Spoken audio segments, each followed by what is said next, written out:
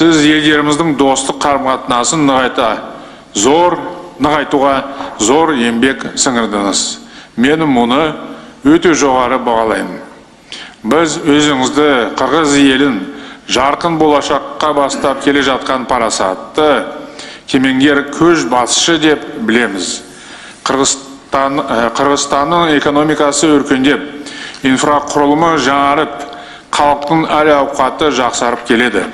Бұл сіздің салиқалы саясатыңыз бен қажырлы еңбегіңіздің жемісі. Қазақстан Бішкектің Біріккен Ұлттар ұйымының қауіпсіздік кеңесіне мүше болуын толық қолдайды. Біз қарым-қатынасымызды одан әрі кеңейтуге мүдделі екенімізді тағы да растадық. Мақсат міндеттерімізді айқындадық.